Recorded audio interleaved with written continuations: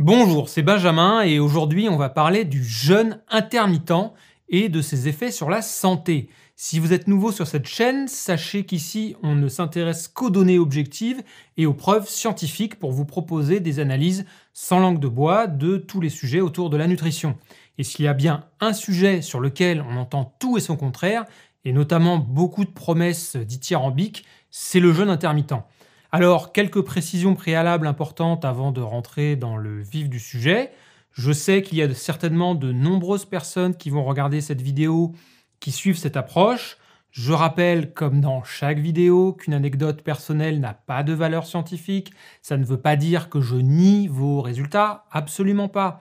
Mais simplement que vous ne pouvez pas savoir quelles sont les causes réelles de ces dits résultats, par exemple sur la perte de poids. Est-ce qu'il y a un effet magique du jeûne intermittent ou est-ce que c'est simplement un moyen de réduire ses calories? C'est tout l'intérêt des études scientifiques, de pouvoir éliminer tous les biais et d'étudier des groupes de personnes, pas juste un cas particulier. Deuxième remarque, le fait que des formes de jeûne intermittent soient pratiquées traditionnellement dans certaines cultures n'est pas non plus un argument ni pour ni contre. Donc attention de ne pas me sortir l'appel à la tradition comme argument. Ce n'est pas ce qui nous intéresse ici. Dans cette vidéo, on va donc passer en revue toutes les preuves scientifiques disponibles sur la perte de poids, la performance sportive, la prise de muscle et sur d'autres paramètres de santé. D'ailleurs, pour ceux qui voudraient y voir plus clair dans toute cette jungle des infos sur l'alimentation et qui voudraient un discours objectif se basant sur la science, je vous rappelle que j'ai lancé récemment 2 formations en ligne sur le sujet, avec 2 versions Natura Power pour les sportifs et Natura Balance pour les autres. Le principe est le même que mes vidéos, que vous pouvez voir ici sur YouTube, le même que cette vidéo-là par exemple, sauf que je passe en revue tous les sujets liés à l'alimentation, les calories, les glucides, les lipides, les protéines, les micronutriments, les compléments alimentaires, la nutrition sportive, etc. Bref, une vraie bible en ligne de la nutrition avec plusieurs heures de vidéos. Donc si vous voulez en savoir plus, les liens sont juste en dessous en description. Je vous invite à cliquer dessus. Commençons par quelques définitions parce qu'il y a déjà un petit problème de vocabulaire dès le départ qui amène beaucoup de confusion, notamment parce que certains extrapolent les effets de ce qu'on appelle le jeûne périodique, c'est-à-dire de ne pas manger 2 jours ou plus, sur le jeûne intermittent, qui consiste, lui, à alterner entre période d'alimentation et période de jeûne courte. Sauf que ce n'est évidemment pas la même chose. D'ailleurs, je précise bien que dans cette vidéo, on ne va parler que du jeûne intermittent et non pas du jeûne périodique continu et prolongé, qui est un sujet à part entière.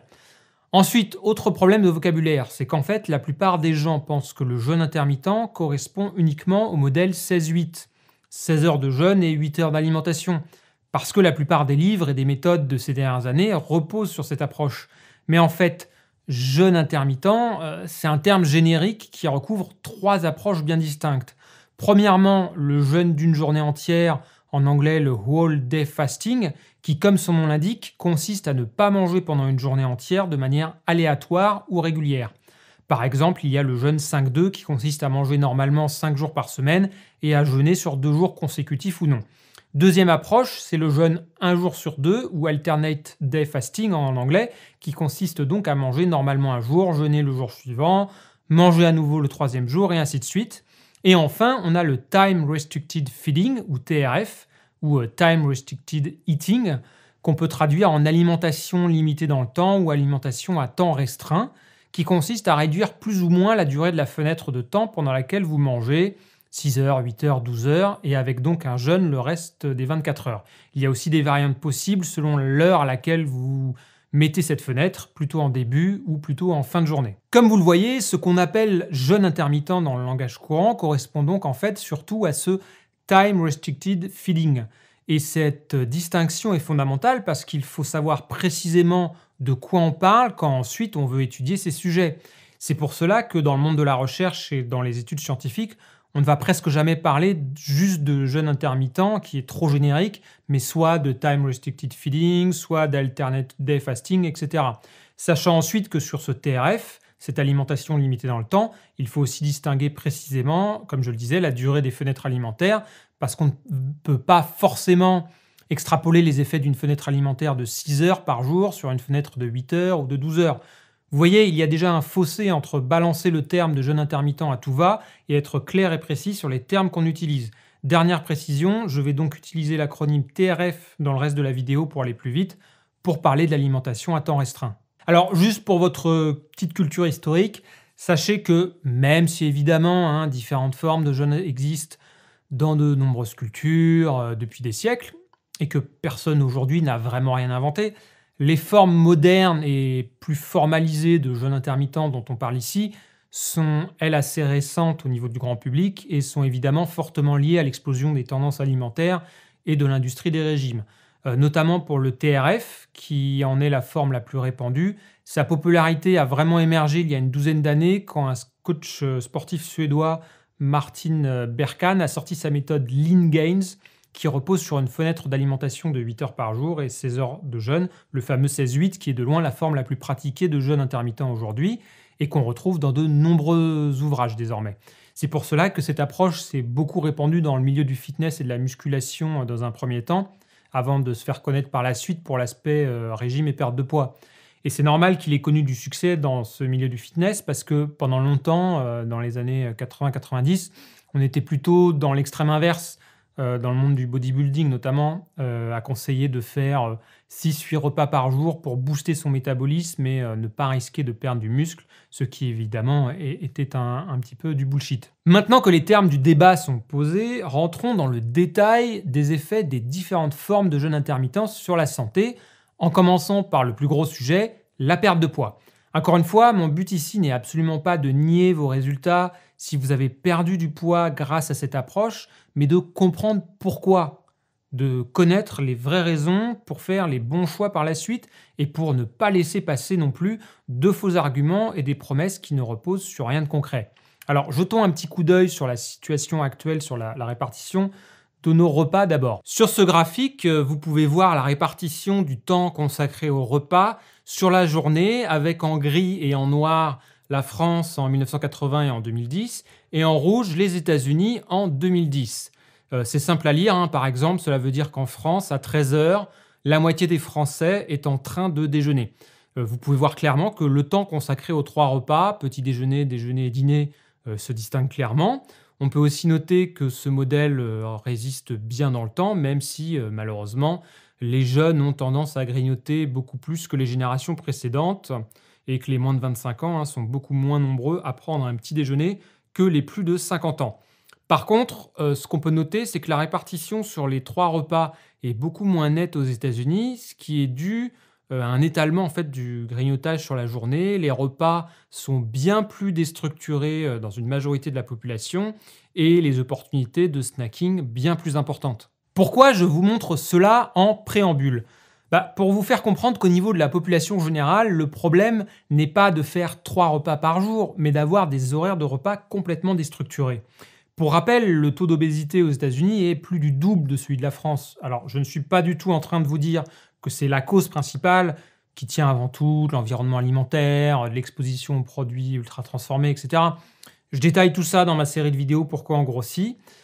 Mais vous comprenez qu'au sein d'une fenêtre alimentaire identique, l'absence de repas structurés augmente les risques de grignotage continu, qui lui facilite grandement de manger plus de calories. A l'inverse, on sait également que le manque de sommeil favorise la prise de poids via 2 phénomènes.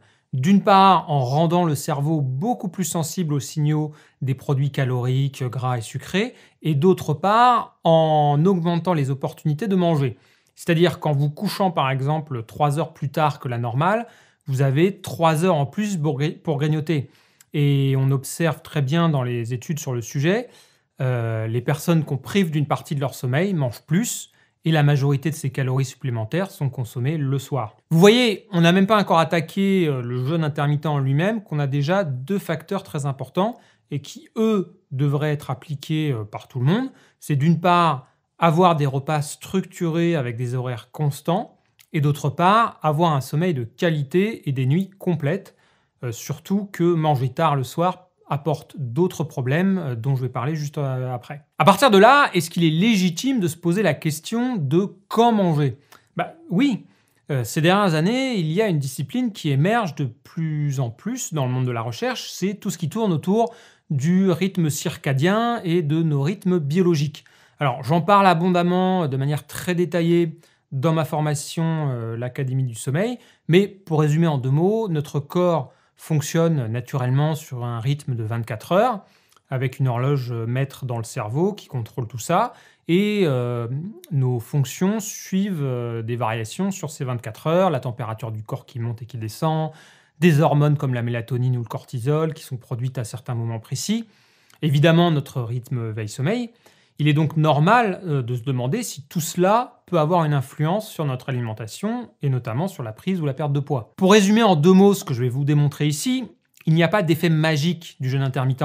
Si on parle plus précisément du TRF, plus vous réduisez la durée de votre fenêtre alimentaire, plus cela facilite la réduction naturelle de vos calories, notamment en éliminant 1 ou 2 repas. C'est donc un outil pour se mettre en déficit calorique et qui conviendra plus naturellement à certaines personnes qu'à d'autres, tout simplement. Maintenant, pour répondre à cette question plus en détail, on a de plus en plus d'études qui sont réalisées sur ce sujet ces dernières années. Ce qui nous intéresse évidemment, ce sont les études sur l'homme. Les études sur les animaux permettent avant tout de faire des hypothèses, mais pas d'affirmer de manière définitive quelque chose. Pour perdre du poids, il faut être en déficit calorique, il faut dépenser plus que ce que vous consommez, il n'y a aucune discussion là-dessus. Et pour que le jeûne intermittent ait un effet, il faudrait que soit il favorise le fait de manger moins, soit qu'il entraîne une hausse du métabolisme. Comme vous allez le voir, il n'y a aucune preuve pour le deuxième point, mais pour le premier, oui, ça permet pour certaines personnes de réduire leurs calories, au même titre que d'autres approches de réduction calorique plus classiques et sans effet magique. Évidemment, le but n'est pas de faire ce qu'on appelle du cherry picking, de prendre juste une étude qui va dans le sens de nos croyances, de nos préjugés, mais de prendre l'ensemble des données disponibles pour en faire la synthèse.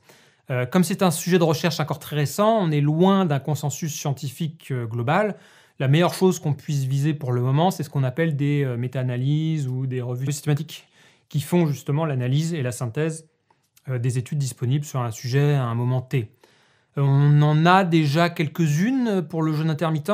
On a celle-ci de 2015 qui avait trouvé 40 études cliniques, dont 12 qui comparaient directement différentes formes de jeûne intermittent avec une restriction calorique continue classique, le fait de simplement réduire ses calories sur la journée sans changer les horaires de repas.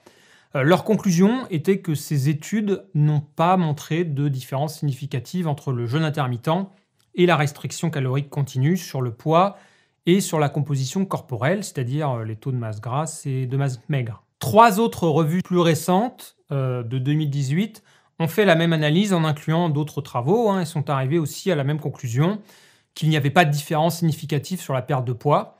En résumé, c'est le total calorique sur la journée et sur la semaine qui compte, peu importe que vous l'atteigniez sur une fenêtre de 12 heures, de 8 heures ou en jeûnant 1 jour ou 2 par semaine.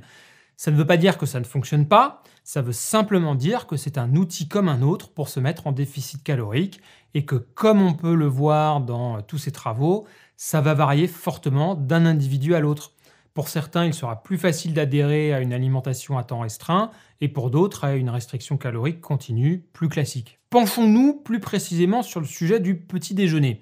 Je l'avais déjà analysé en détail dans une précédente vidéo, le fait de prendre ou non un petit déjeuner est quelque chose de fortement individuel et n'a pas d'influence en moyenne sur la prise ou la perte de poids.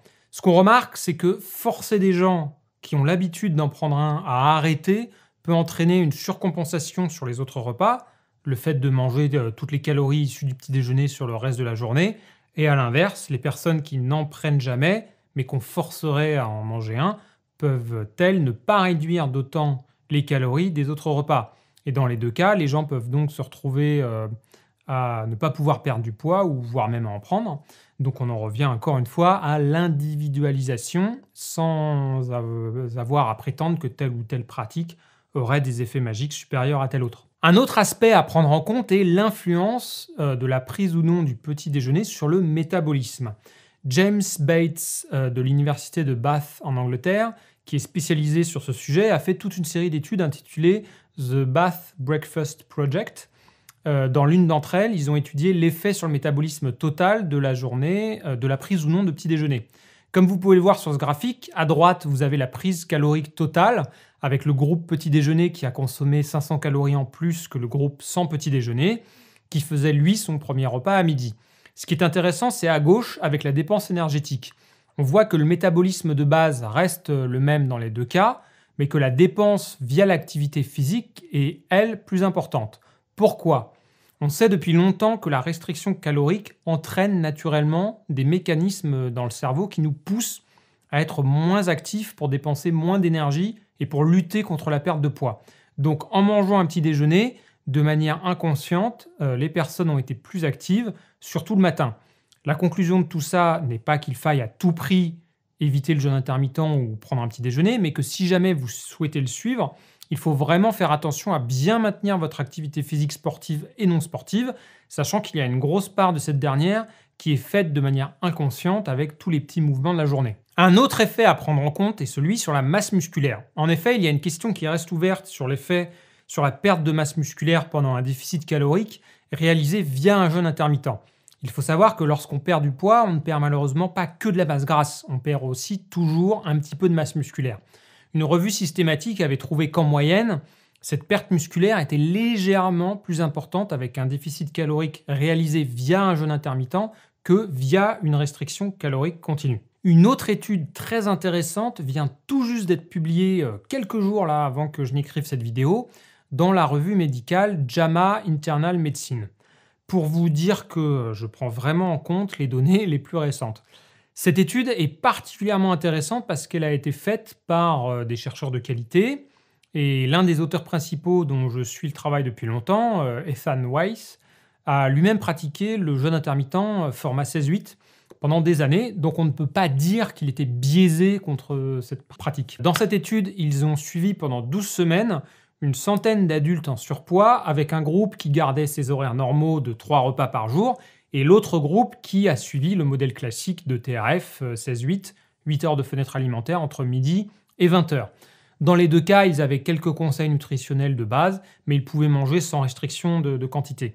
Le but ici était de voir les effets en conditions de vie réelles, pas dans un labo.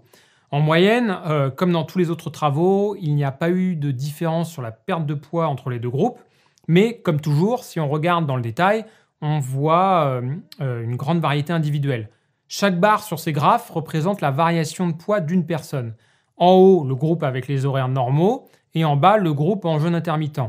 Comme dans toutes les études de régime en conditions de vie réelles, il y a des personnes chez qui cela fait perdre plus ou moins de poids et c'est exactement la même répartition dans les deux cas. Sur tous les autres marqueurs métaboliques, insuline, taux de glucose, lipides, métabolisme au repos, il n'y avait pas de différence entre les deux non plus. Le seul paramètre sur lequel il y a eu une petite différence, c'est sur la perte de masse musculaire. En moyenne, dans une restriction calorique classique, 20 à 30% du poids perdu est de la masse maigre.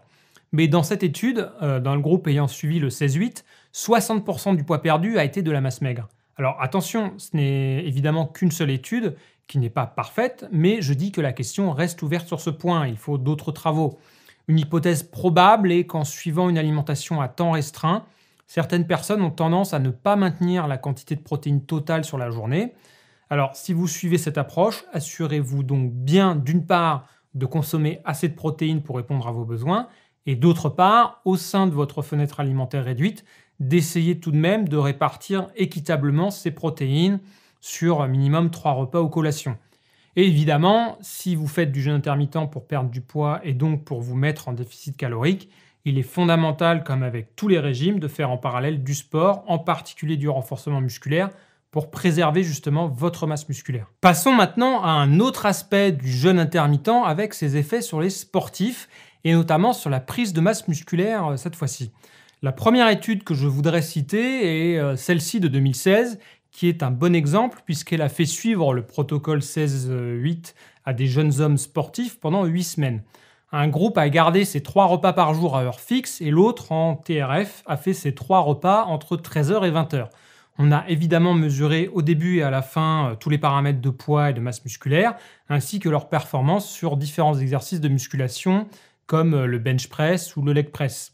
Les deux groupes ont consommé la même quantité de protéines, autour de 1,8 g par kilo de poids de corps en moyenne, et se sont entraînés 3 fois par semaine. Par contre, naturellement, le groupe en TRF a mangé un peu moins, environ 200 calories en moins par jour en moyenne. Les résultats ne sont donc pas surprenants. Il n'y a aucune différence sur la masse maigre totale, vu la quantité de protéines similaire, ni sur les mesures de force. La seule petite différence est sur la masse grasse. Le groupe contrôle a gardé la même, alors que le groupe en TRF en a perdu un tout petit peu, ce qui, encore une fois, est parfaitement logique, puisqu'ils avaient ce petit déficit calorique. Cela confirme donc ce que je vous disais juste avant, faire de la musculation et consommer assez de protéines sont essentiels pour préserver sa masse musculaire. Et ensuite, si on veut perdre de la masse grasse, à chacun de trouver ce qui lui permet de se mettre en déficit plus facilement entre TRF ou restrictions classiques. Pour info, il y a eu une étude presque identique en 2018 avec cette fois-ci un groupe de jeunes femmes sportives. La principale différence est que le groupe ayant suivi une alimentation à temps restreint, donc un TRF de 16-8, a été divisé en deux, avec un sous-groupe prenant du HMB, un supplément à la mode en musculation, et l'autre non. En résumé, il n'y a pas eu de vraie différence significative entre les groupes à la fin des 8 semaines sur les différents paramètres de poids et de force. On peut donc dire a priori qu'à court terme, il n'y a pas d'impact négatif d'une fenêtre alimentaire de 8 heures sur les performances à partir du moment où la quantité de protéines est suffisante. Une remarque importante est que dans ces deux études, les entraînements avaient lieu pendant la fenêtre d'alimentation, donc pas du tout à jeun. C'est un point important, surtout donc pour les sports de force ici. Après, il y a deux limitations possibles sur lesquelles on a juste quelques études pour le moment. C'est d'une part la durée de la fenêtre alimentaire. Avoir une fenêtre inférieure à 6 heures pourrait commencer à avoir un impact négatif sur la synthèse protéique au niveau des muscles. Et d'autre part, restreindre cette fenêtre pourrait rendre aussi plus difficile l'hypertrophie, la prise de masse musculaire. Dans les deux cas, plus vous réduisez votre fenêtre temporelle, plus il est difficile de bien répartir vos protéines et de manger assez en quantité, notamment pour une phase d'hypertrophie qui demande au contraire des apports énergétiques plus importants. Alors évidemment, si vous êtes débutant, vous arriverez toujours à prendre du muscle avec un bon entraînement puisque vous partez de zéro, mais pour les confirmer, ça pourra être plus compliqué. Dans tous les cas, je ne vous conseille pas des modèles type Warrior Diet, qui est un livre, une méthode qui a connu son petit succès et qui conseille d'avoir une fenêtre d'alimentation de 4 heures par jour, certains ne faisant qu'un seul gros repas par jour le soir. Alors c'est un bel exemple de livre bourré d'arguments pseudo-scientifiques bidons, notamment sur tous les arguments historiques, là, comme quoi c'était le modèle de nos ancêtres, chasseurs-cueilleurs, ou bien des guerriers de l'Antiquité. Je l'ai déjà dit dans plein de vidéos, notamment dans ma vidéo sur le régime cétogène, il faut que les gens arrêtent de vouloir justifier leur régime alimentaire par des arguments historiques, souvent totalement bidons, alors qu'ils n'ont jamais ouvert un vrai livre d'histoire ou d'anthropologie de leur vie. Dernière remarque pour les sportifs, on évoque souvent le jeûne intermittent pour ses effets sur la récupération et sur les marqueurs inflammatoires. Ça a été mesuré là, dans quelques très rares études, donc pour moi, on ne peut rien dire de très concluant pour le moment. J'espère voir des travaux sur ce sujet dans les années à venir, et je serai le premier à le dire si des preuves viennent mettre en avant des effets positifs, mais bon, pour le moment, on ne peut pas dire grand-chose. Penchons-nous maintenant sur les effets du jeûne intermittent sur d'autres aspects de la santé, à commencer par le taux de glucose, parce que l'argument de l'insuline et du glucose est souvent évoqué pour le promouvoir. Ce qu'on peut dire, c'est qu'on est encore dans une phase très préliminaire de la recherche sur ce sujet. Il est impossible d'affirmer avec certitude quoi que ce soit, même si certains ne s'en privent pas. On a surtout des études sur animaux et on en a quelques-unes sur des humains, uniquement sur des personnes diabétiques ou prédiabétiques. Il semble qu'il y ait un effet positif sur la glycémie et la sensibilité à l'insuline à partir d'une fenêtre alimentaire de 12 heures ou moins, mais les horaires de cette fenêtre semblent aussi avoir leur importance. Une fenêtre alimentaire en première partie de journée, par exemple entre 8 heures et 15 heures, semble avoir un peu plus d'effet positif qu'une fenêtre tardive, par exemple entre 13 heures et 20 heures. Cela semble logique du point de vue du rythme circadien et du cycle de nos hormones. Il faut surtout éviter de manger trop proche du sommeil et surtout pas quand on est censé dormir. Une autre étude a-t-elle testé la prise ou non de petit déjeuner chez des diabétiques et des prédiabétiques ? Alors, quand on surveille leur taux de glucose sur les 24 heures, on remarque ici en rouge que le taux de glucose va monter plus fortement et plus longtemps après le déjeuner s'il n'y a pas eu de petit déjeuner avant. Et même après le dîner, le taux de glucose reste un petit peu plus élevé, ce qui n'est pas une bonne chose. Pourquoi ? C'est d'abord ce qu'on appelle l'effet du second repas, le fait que manger un premier repas atténue la montée du taux de glucose du repas suivant. Ensuite, c'est aussi sûrement dû au fait que les hormones incrétines, produites par le pancréas et l'intestin, qui stimulent la sécrétion d'insuline, ont leur pic le matin. Encore une fois, tout cela est à prendre au conditionnel avec des pincettes, mais si vous êtes prédiabétique ou diabétique de type 2, il semble qu'avoir une fenêtre alimentaire de 12 heures maximum et la moins tardive possible pourrait avoir un petit effet positif sur votre glycémie. Encore une fois, il n'y a aucune certitude et aucune généralisation possible pour le moment. Je vous donne simplement l'état des connaissances. Par contre, évidemment, je rappelle qu'avant cela, il y a d'autres facteurs qui, eux, ont clairement montré leurs effets délétères sur le diabète. C'est le surpoids et le manque d'activité physique et la qualité de l'alimentation, évidemment. Donc, faites d'abord de ces sujets-là votre priorité. Une dernière remarque très importante est que de nombreuses personnes qui rapportent un effet positif du jeûne intermittent sur leur glycémie ont en parallèle perdu du poids. Et c'est sans aucun doute cette perte de poids qui a eu cet effet positif. L'amélioration de la glycémie est quelque chose qu'on observe aussi très bien avec une restriction calorique classique. Enfin, passons rapidement sur les effets possibles du jeûne intermittent sur d'autres paramètres de santé. Là, pour être honnête, on rentre vraiment dans le domaine de l'incertitude totale, la presque totalité des études étant sur des animaux. Par exemple, sur les risques cardiaques, comme pour la glycémie. Il est compliqué de faire la distinction entre les effets du jeûne intermittent en lui-même et ceux de la perte de poids induite par ce dernier. Tout ce que je peux vous dire sur ce sujet, c'est qu'il y a des pistes à creuser. Pour prendre un exemple parmi d'autres, il y a une étude de l'Université de San Diego qui a suivi un groupe de 2400 femmes ayant été diagnostiquées d'un cancer du sein et qui a remarqué que celles qui avaient une fenêtre alimentaire de 11 heures ou moins et qui s'arrêtaient de manger à 20 heures maximum le soir avaient un risque de rechute inférieur à celles qui avaient une fenêtre supérieure et mangeaient après 20 heures. Alors, ce n'est qu'une étude d'observation, évidemment. Il faut faire attention avec les fausses promesses sur le cancer. Ce n'est malheureusement pas ce qui manque sur le web. Mais voilà, c'est un sujet à creuser parmi d'autres. Je suis aussi intéressé par des travaux de qualité pour étudier les effets de différentes formes de jeûne intermittent sur la longévité. Mais par définition, ce sont des études qui vont aussi demander beaucoup de temps à se faire. En conclusion, comme vous le voyez, on est loin des effets miracles mis en avant par certains. Mais cela ne veut pas dire non plus qu'ils posent forcément problème. Comme vous l'avez vu, la majorité des études ont été faites sur le Time Restricted Feeding, le TRF. Les autres formes de jeûne intermittent ont bénéficié de moins de travaux.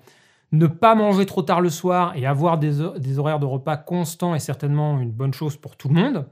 Après, réduire sa fenêtre d'alimentation à moins de 12 heures, à 8 heures par exemple, peut être une stratégie comme une autre pour réduire ses calories si on cherche la perte de poids, sachant que c'est très individuel. Il faut voir les effets sur votre appétit notamment et d'autres critères comme l'heure de vos entraînements si vous êtes sportif. Et pour ces derniers justement, n'oubliez pas avant tout de manger assez de protéines pour répondre à vos besoins, de bien les répartir sur votre fenêtre alimentaire et de ne pas forcément réduire trop cette dernière, surtout si vous avez un objectif de prise de masse musculaire. J'espère que vous y voyez désormais plus clair sur ce sujet. Évidemment, n'hésitez pas à partager cette vidéo abondamment pour remettre un petit peu d'objectivité et de science au milieu de tous ces influenceurs qui vous vendent ça comme un régime miracle ou de ceux qui prétendent que ça soigne toutes les maladies. Et pour ceux qui veulent enfin comprendre quelle est la meilleure façon de manger selon les données de la science et avoir un accès à une véritable bible sur la nutrition, cliquez sur les liens en dessous de la vidéo pour en savoir plus sur mes formations. En attendant, prenez soin de vous et je vous dis à très vite.